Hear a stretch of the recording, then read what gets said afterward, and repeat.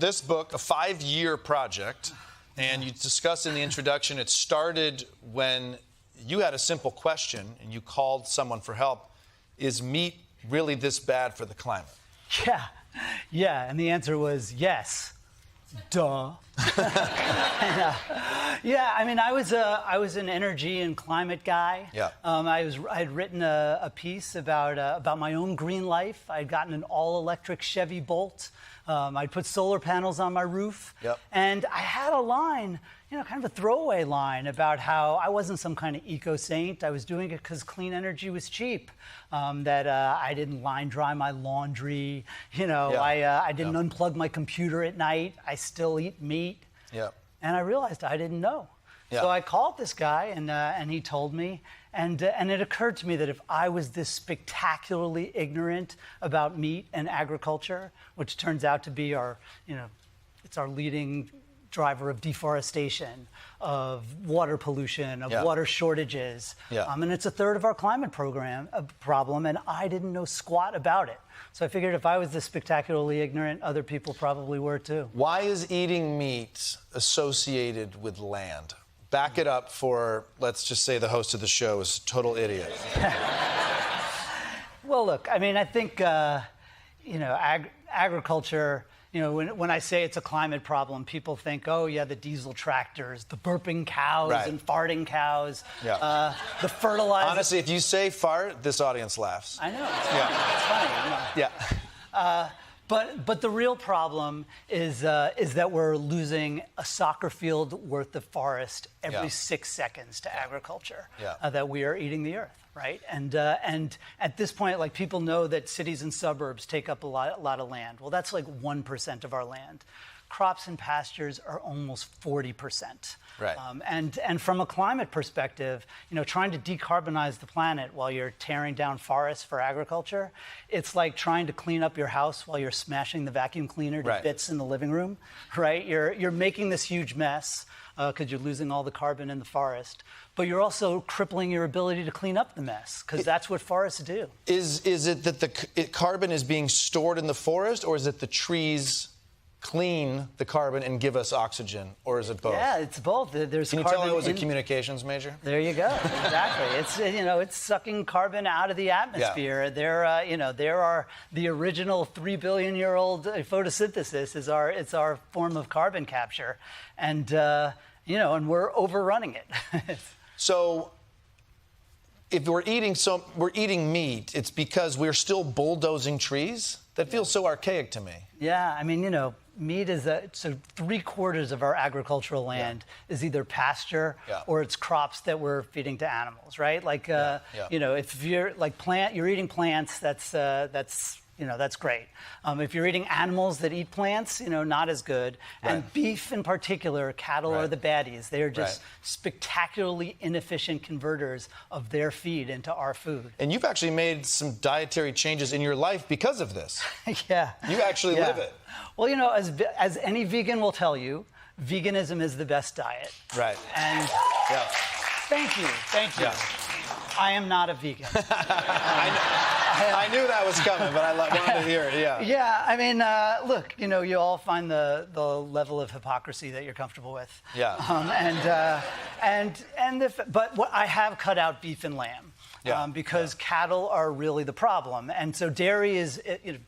Dairy's bad. It's even worse than chicken and pork. Yeah. But cattle make milk several times a day. Yeah. They make beef once in their life. Right. And so beef is about 10 times worse than chicken or pork from a climate perspective. Talk about some of you mentioned this a lot in the book, these alternative protein sources. I mean, when Beyond Meat came out years ago, the stock price was $250 a share. I looked it up today, it's $2. Yeah. Talk a little bit about how you tackled that in the book. It's funny. I started my reporting in 2019 at the Good Food Institute conference, which is kind of the convening for all the different kinds of fake meats and fake milks, everybody who's trying to replace animal agriculture. agriculture. And it was right after Beyond went public, and the exuberance was just off the charts. There were kind of serious conversations about whether we're going to get rid of the entire $1.5 trillion meat industry in 10 or 15 years. Yeah. My joke was that I thought I was going to accidentally raise a Series A round in the drinks line. Right. And then I actually, near the end of my reporting, I went back to the Good Food Institute in 2023. And of course, by then, the entire boom had busted, and it was all doom and gloom. Yeah. And, what were we even thinking, taking on this incredibly entrenched industry? And my feeling is that, the peak of inflated expectations was excessive, and now the trough of disillusionment is excessive. That this is a very exciting technology. Right now, it's only 90% as good as meat, and it costs a little bit more. So if you're not writing a book about food and the climate, there's not really a good reason to buy it. So it hasn't done so well in the marketplace. But the cow is a pretty mature technology, and this stuff isn't. Well, one thing that's great in the book is there are optimistic moments. And you talk about how, hey, the Impossible Burger or Beyond Meat, it's a lot better than the vegan hockey puck of 20 years ago. So we have room to improve. What are some of the other solutions? Yeah, I do think that, 20 years ago when I started writing about energy and climate, there were no alternatives to fossil fuels. And right now we're in the midst of this clean energy revolution. And it's just sort of a question of when. Now, food and land, we're sort of 20 years behind. We're at that place where everybody's upset about all the progress that Donald Trump is rolling back for clean energy. Well, for clean food, we don't really have any progress to roll back. Nothing has gotten traction. But I've seen all kinds of exciting solutions, not just the fake meats, but I've seen alternative fertilizers where they gene edit microbes to snatch nitrogen out of the air and feed it to crops. Or alternative pesticides where they use the technology, the mRNA stuff behind the COVID vaccines to literally constipate potato beetles to death. It's incredible. At the University of Illinois, they are literally reinventing photosynthesis, which has done a pretty decent job maintaining life on Earth for a few billion years. But it turns out it's really inefficient. And they are using artificial intelligence, gene editing, big data to essentially engineer out the inefficiencies, and they think they can increase yields 50%. They take agriculture very seriously at the University of Illinois. It's my alma mater. They put the library underground because they didn't want to bulldoze their experimental plot of corn. Exactly. Well, the Murrow plots. So grass-fed beef. I buy my eggs from a small farm. I get my dairy from the farmer's market. I buy grass-fed beef. I'm a hero, yes? Oh, Michael, I'm sorry, but, it's great. Eating local is fine. And knowing your farmer, that's wonderful. But what really matters from a climate and environmental perspective is sort of what you're eating and how it's grown, how efficiently it's grown, right? We're on track to deforest another dozen Californias worth of land by 2050. And grass-fed beef, for one thing, it's beef.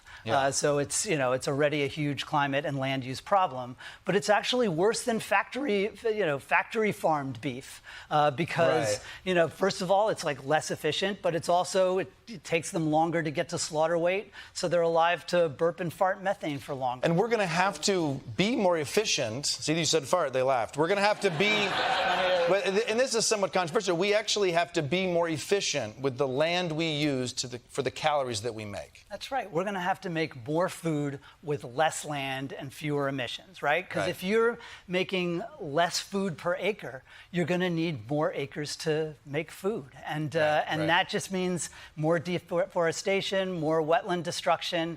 I think people think, because Michael Pollan's a really great writer, and and we've all seen that we want to treat our soil with love, and these farms where the animals have names instead of numbers, that this is kind of good farming, and that the real environmental disaster was when we intensified it and sort of drenched it in chemicals and and started treating animals badly. And there are a lot of bad things about about industrial agriculture, the way they treat animals, the way they treat humans, they use too many antibiotics. Their politics usually suck. But But look, factories are really good at manufacturing lots of stuff. And the real environmental disaster was the transformation of nature into those nice Michael Pollan farms. That's when we lost the biodiversity.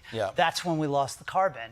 And so we are going to need high yield agriculture. And it doesn't mean it has to be factory farms, but if we have factory farms, we'd like to have them do it with less mess. And if we're going to have the nice organic farms, they're going to have to make more food per acre. And we need more food coming up.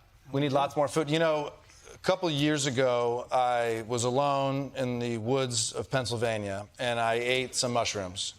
And I found myself tripping, touching these trees, feeling the trees, and it felt so powerful, and it felt so magical. And I was literally like, holy shit, a tree, man. They're amazing.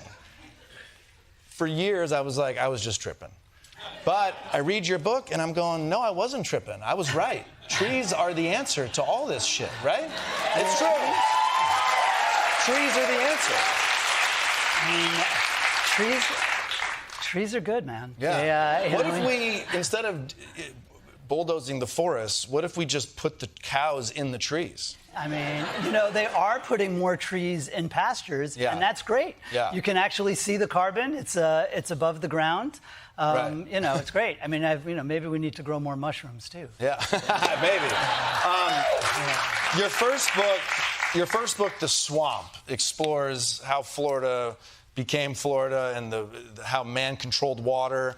And I love your book. It's changed the way I've looked at our country and the state of Florida and water quality. What's one thing you can share with me, with all of us, that we can learn about water quality in this country, what we should know about water in our rivers and lakes? Well, it's funny. I mean, I know this is literally talking my book, but the problem is agriculture. And I didn't really think about it, but with the Everglades, I wrote about the sugar industry, which was, using so much water and also polluting so much water. And that's what you see around the country. The reason the aquifers under California are parched are because of the agriculture on top of it.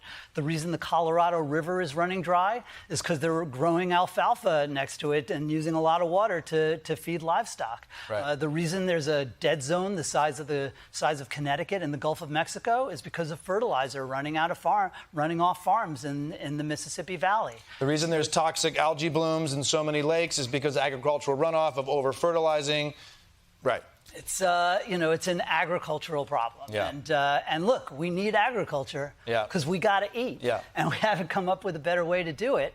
And we should appreciate that our farmers, they do hard work. The 0.5% of us who farm make it possible for the other 99.5% of us to have cool shows and write books about the problems with agriculture and be doctors and influencers. You did a great job talking about, because of farmers, we get to do these other cool jobs. That's right. And so we are appreciative and thankful, but maybe there's a better way to do it. Exactly. I mean, look, they also, we give them a lot of money, and we don't have a lot of environmental regulations for them.